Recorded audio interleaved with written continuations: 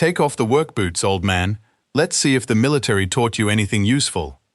Tyler Langford stood in the center of the private gym's main training floor, wearing a spotless black uniform and a polished black belt.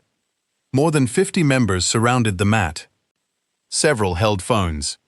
A professional videographer stood beside the ring, keeping his camera pointed directly at me. Tyler's mother, Catherine Langford, watched from the front row with the calm smile of someone who believed the ending had already been arranged. I stayed near the edge of the mat. This was supposed to be a conversation, I said. Tyler laughed. You've been threatening my family for months. Now you're scared of a friendly demonstration? Coach Daniel Reeves stepped closer. Keep it light, Tyler. Tyler nodded, but his eyes remained on me. I looked toward Catherine. Are all the security cameras recording? She smiled. This facility records everything for safety. Good. I stepped onto the mat without removing my boots or jacket. Tyler threw the first jab less than 5 seconds later. I moved aside. He kicked low. I withdrew my leg. Then he rushed forward, trying to lock his arms around my waist. I shifted my weight, redirected his shoulder, and guided him onto the mat. No punch, no choke, no injury. As Tyler struggled, an old cloth patch slipped from my jacket pocket. Coach Reeves picked it up.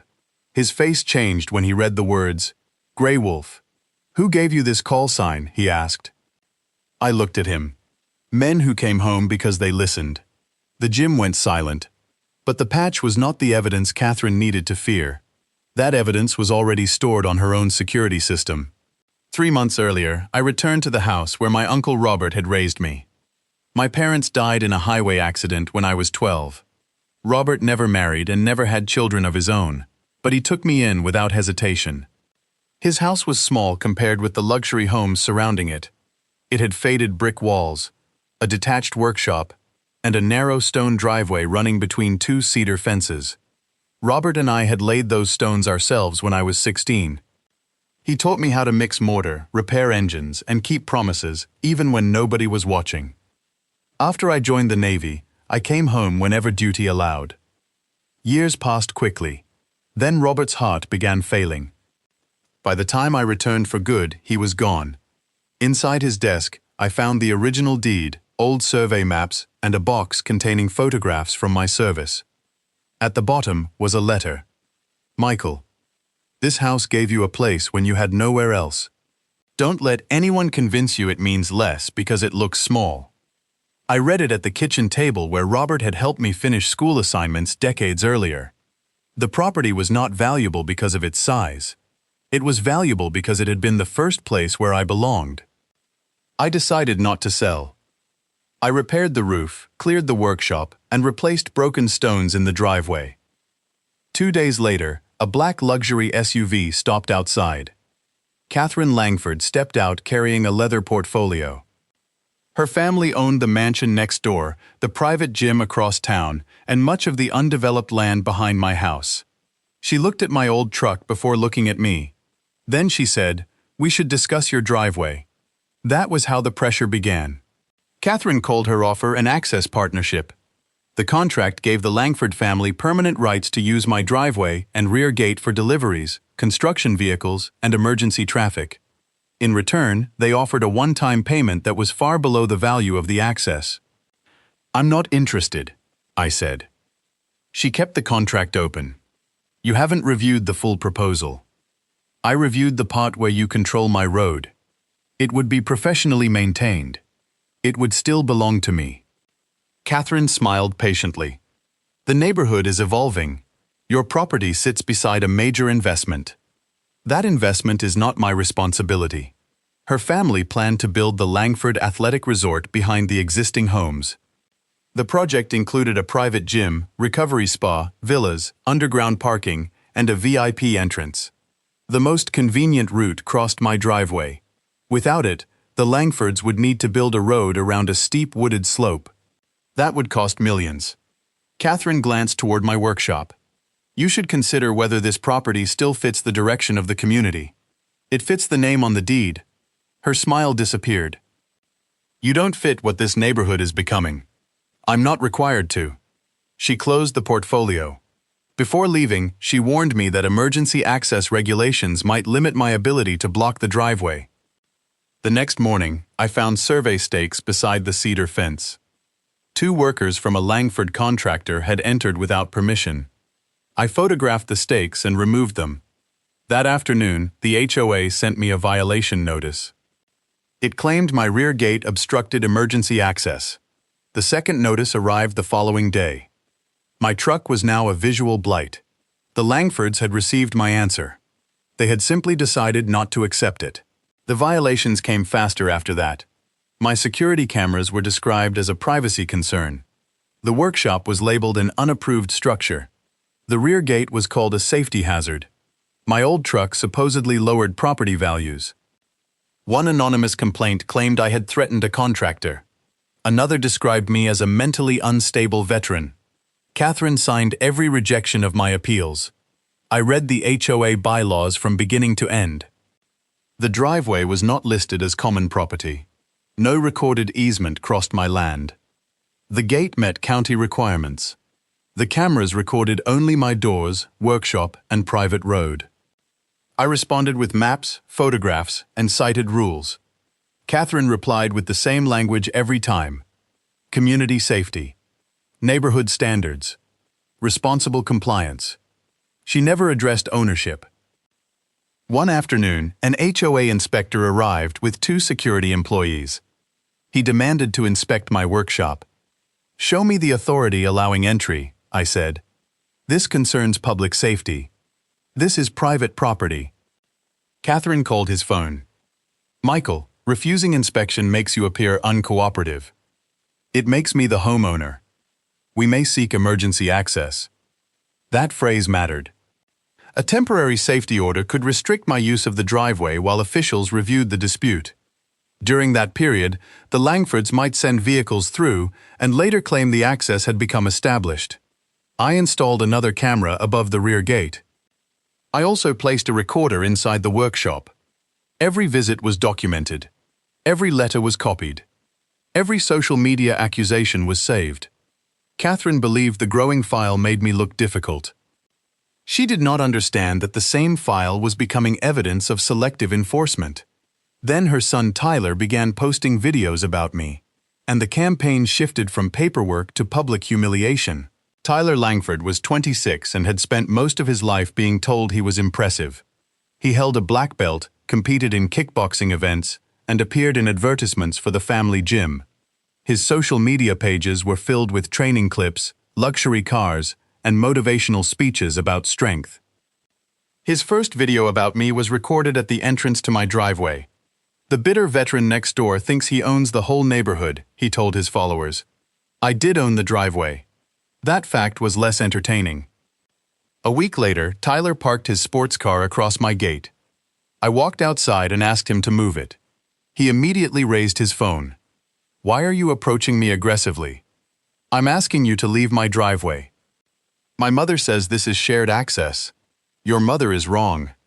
He stepped closer. "You always hide behind paperwork? I prefer paperwork to trespassing." Tyler smiled toward the camera. "You think being old and angry makes you dangerous? No. What did the military teach you? To recognize bait." His smile tightened. I pointed toward the road. "Move the car." He eventually did, but his edited video removed most of the conversation. The version he posted showed me approaching him and pointing. The caption read, "Fake tough guy threatens local business owner." The gate camera had recorded everything from another angle. Before leaving, Tyler spoke to someone inside his vehicle. The audio was faint but clear. "My mom says one bad incident and this road becomes ours." I saved the clip and sent it to my attorney. Tyler believed he was damaging my reputation. Instead, he had revealed the objective. The Langfords did not merely want to embarrass me. They needed an incident that could be used before the county permit hearing. The county planning office allowed public access to the Langford Athletic Resort application. The project was larger than Catherine had admitted. It included 40 villas, a recovery center, a luxury spa, an underground parking structure, and a members-only training facility. The drawings showed 2 service entrances. The first connected to the main highway. The second passed directly through my driveway and rear gate. The map labeled it, Existing Shared Service Access. No such access existed. Attached to the application was an easement agreement supposedly signed by Uncle Robert. The filing date was 4 months after his death. His signature had been copied from an older insurance document. I contacted attorney Lena Brooks. She specialized in property disputes and development fraud. We reviewed the deed, survey, violations, and permit records at my kitchen table. They knew they lacked access, she said. How can you tell? Lena pointed to a letter in Robert's files. 5 years earlier, the Langfords had offered to buy use of the driveway. Robert refused in writing. The certified receipt proved Catherine's husband received the letter. They asked because they knew they had no rights, Lena said. We hired a licensed surveyor. He confirmed the driveway, gate, workshop, and rear corridor all sat entirely within my property. The resort could not use them without my permission. Lena recommended an immediate injunction. Not yet, I said. They're escalating. That's why I want them to continue. She studied me. You think they'll create more evidence? They already believe humiliation will solve the access problem. We filed preservation notices with the county, but did not reveal everything publicly. 2 days later, Catherine invited me to a private reconciliation meeting at the family gym. The invitation described it as a friendly effort to resolve misunderstandings. Neither Lena nor I believed that. Before responding to Catherine's invitation, Lena and I organized the evidence. The original deed went into one folder. The license survey went into another. We added Robert's refusal letter, the forged easement, Tyler's driveway video, the HOA violations, and the social media posts. The pattern was simple. The Langfords asked for access. Robert refused. After his death, they filed a false agreement. When I returned, Catherine used HOA enforcement to create pressure. Tyler created public accusations. The next step would be a safety incident. Lena sent formal no trespass notices to the Langford family, the HOA board, and every contractor connected to the resort. Then a gym employee contacted me privately. Her name was Emily. She said management had booked a professional videographer for the reconciliation meeting. The internal schedule called the event Grant Conflict Resolution Content Session. Emily sent a screenshot of a message from Catherine. Keep the main camera on Grant. Tyler needs one clean humiliation clip. Another message read, the footage must be ready before the permit hearing. That confirmed the plan. If Tyler defeated me publicly, Catherine could portray me as weak, unstable, and dishonest about my military past.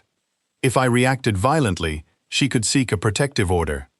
Either result would help her attack my credibility during the access dispute. Lena advised me not to attend. Legally, staying away was safer. But the gym contained permanent security cameras. The Langfords controlled the videographer, but they might not control every recording. I accepted the invitation under written conditions. No waiver limiting my rights. No unscheduled physical contact. All security footage preserved. Catherine agreed immediately. That eagerness told me she believed the outcome was guaranteed. Before the meeting, I placed Robert's old grey wolf patch inside my jacket. Not to reveal my past. I carried it because it had been in the same drawer as his final letter. I did not know it would fall onto the mat. Catherine described the event as an informal community discussion. The written invitation promised a tour of the gym, a conversation about safety, and a short self-defense demonstration. Lena reviewed every line. This is not reconciliation, she said. No. They want you under bright lights with Tyler. I know. Do not strike first. I won't. Do not sign anything at the facility. I won't. Confirm the cameras are recording. That is the first question I plan to ask. On the afternoon of the event, Emily sent another message. Tyler and Catherine had spoken inside the staff changing room. The gym's internal microphone had recorded parts of their conversation. Emily could not access the footage, but she heard Catherine say, "Make him lose control. We need the video before the permit hearing." Tyler asked what would happen if I refused to spar. Catherine answered, "Embarrass him until he does." Lena copied the message. Then she told me she would remain nearby with the property documents. I drove to the Langford Elite Performance Center in my old truck.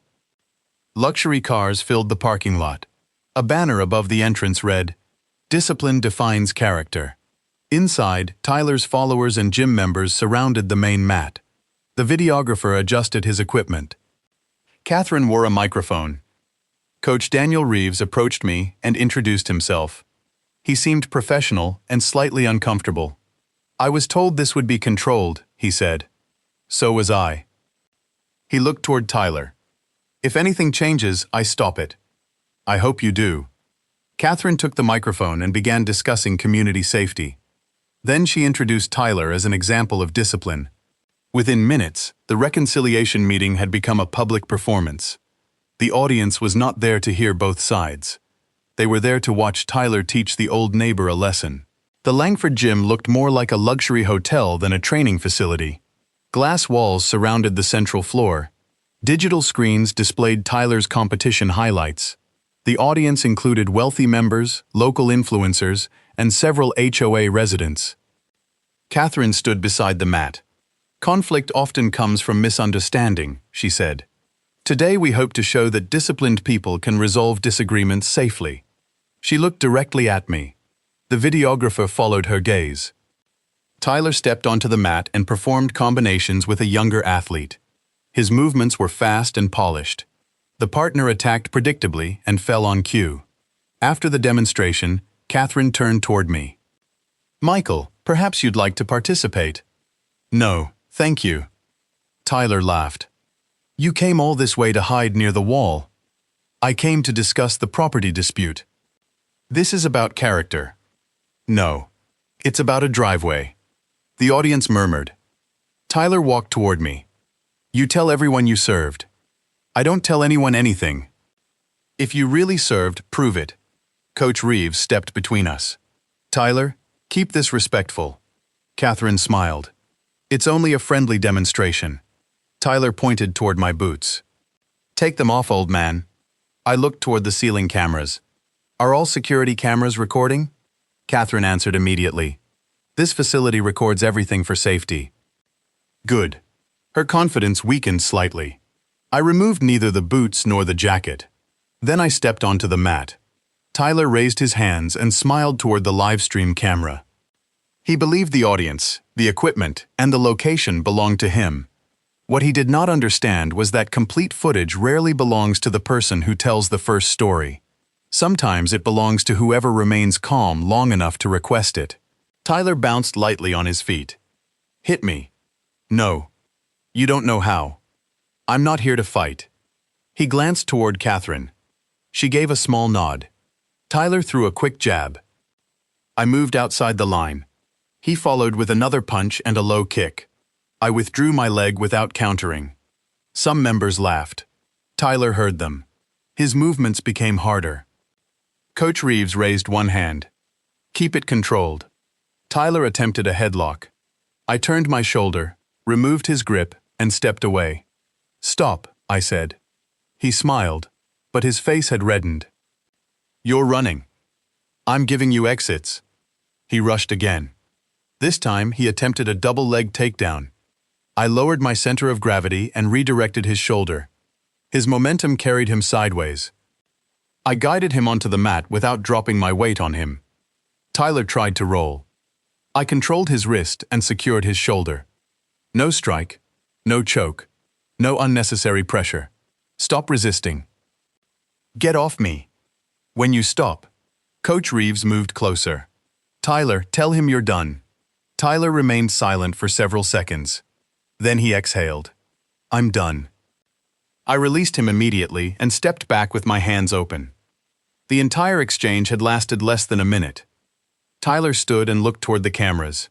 He was uninjured, but the performance had failed. Catherine hurried toward the mat. "He used military techniques on my son." "You invited him to attack me," I said. "That is not what happened." As I turned, the old cloth patch slipped from my jacket pocket. It landed beside Coach Reeves. He picked it up. The words Grey Wolf were stitched across the faded fabric. Coach Reeves stared at the patch, then at me. The anger left his face. Something closer to recognition replaced it. Coach Reeves held the patch carefully. "Who gave you this call sign?"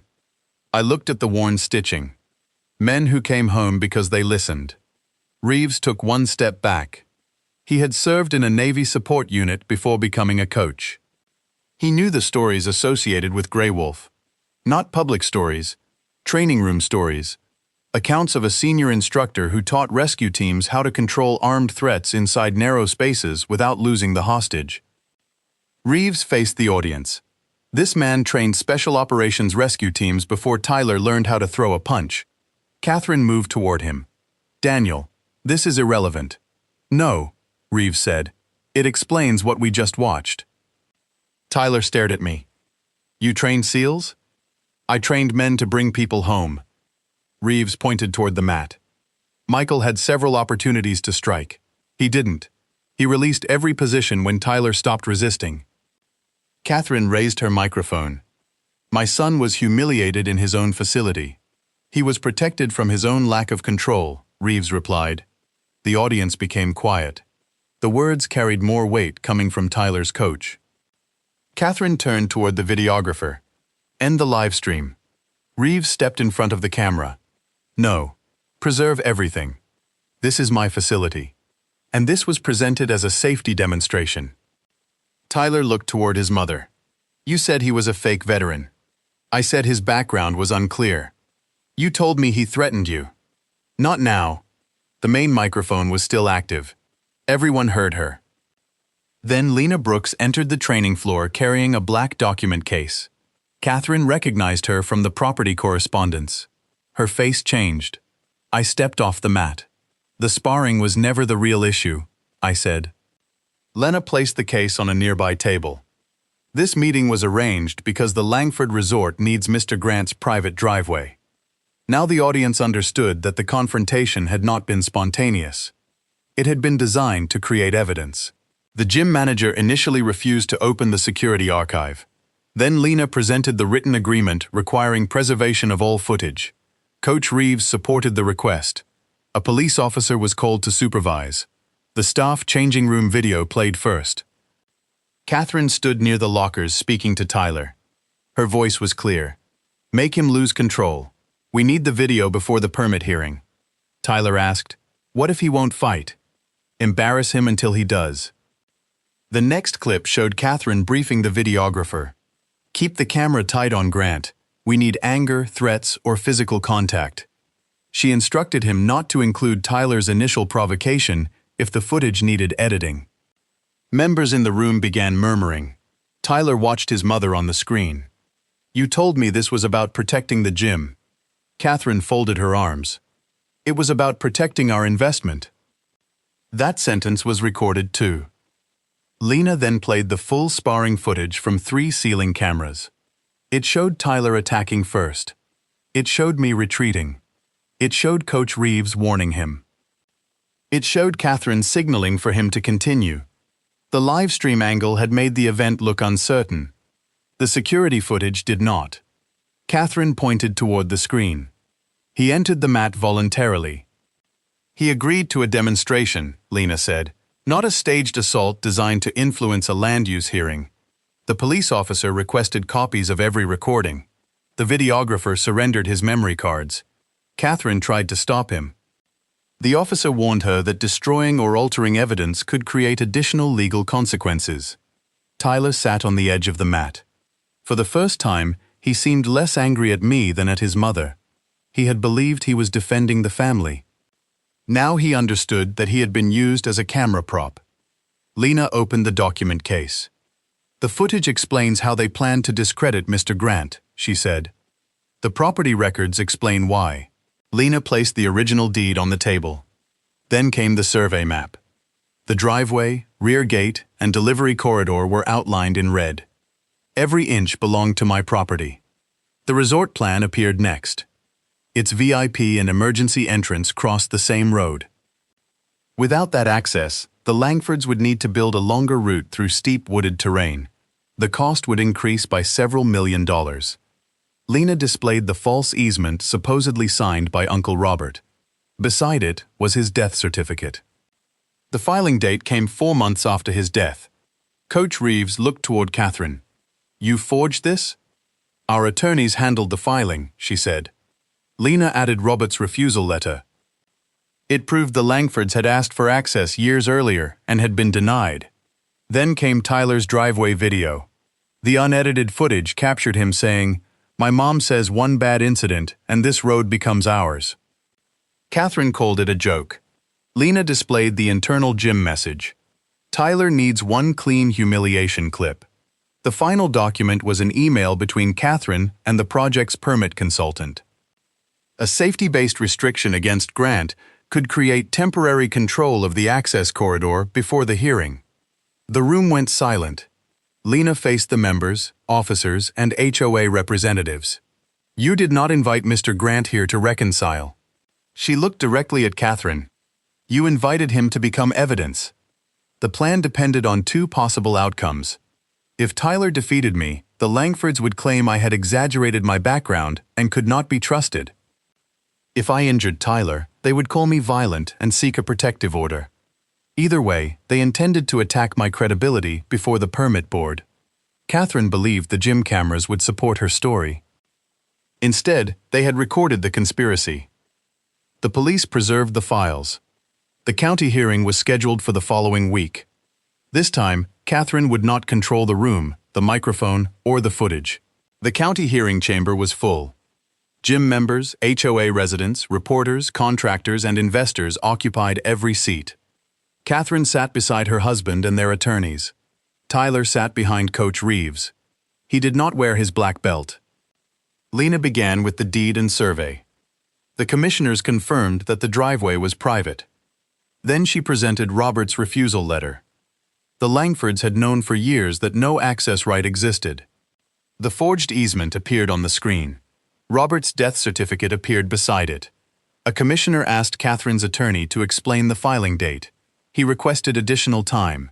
Lena continued. The gym security footage played. Catherine's voice filled the chamber. "Make him lose control. We need the video before the permit hearing." Then came the instruction to the videographer. Then Tyler's unedited driveway statement. Finally, Lena displayed the email discussing temporary control through a safety restriction. Coach Reeves testified that the sparring session was presented to him as controlled. He described Tyler's escalation and my restraint. Tyler then confirmed that his mother encouraged him to provoke me. Catherine stared straight ahead. The commissioners suspended the resort permit immediately. The access certification was revoked. The alleged easement was referred for criminal investigation. Without the private driveway, the project no longer met emergency route requirements. Several investors left the chamber before the meeting ended. The HOA board held an emergency vote that evening. Catherine was removed from her position. The gym also opened an internal review into the use of members, staff, and security systems for a staged confrontation. As reporters surrounded the Langford family outside, one commissioner asked whether I would reconsider selling. "No," I said. The driveway was never shared, the footage was never friendly, and the truth was never theirs to edit. For years, Catherine had relied on money, reputation, and controlled images. One complete recording had undone all 3. The resort project remained suspended. Without my driveway, the Langfords could not meet county emergency access requirements without redesigning the entire development. The forged easement became part of a criminal investigation. Catherine lost her HOA position and was named in civil claims involving legal fees, harassment, and attempted misuse of association authority. Tyler lost several sponsors. The Martial Arts Commission suspended him pending review. Months later, he posted an unedited apology. He admitted that he had been told to provoke me. He also admitted that skill without discipline had turned him into someone else's weapon. Coach Reeves resigned from the Langford gym. He opened a smaller training center focused on veterans, older adults, and conflict prevention. He asked me to help with restraint classes. I agreed occasionally, not because I missed combat training, because people needed to understand that self-defense began long before a punch. The HOA adopted new rules. Board members had to disclose financial conflicts. Private property disputes could not be converted into safety actions without independent evidence. No development could claim access without a recorded easement. I replaced the old rear gate with a stronger steel one. Beside it, I installed a sign. Private drive. Access by permission only. One afternoon, Tyler returned. He parked on the public road and waited outside the gate. He did not bring a phone. He did not step across the boundary. When I approached, he said, "I came to apologize in person." I listened. Then he looked toward the workshop. "May I come in?" I opened the gate, not because he had a right to enter, because he had finally learned to ask. Tyler believed a black belt gave him power. Catherine believed wealth and cameras could create truth. Both were wrong.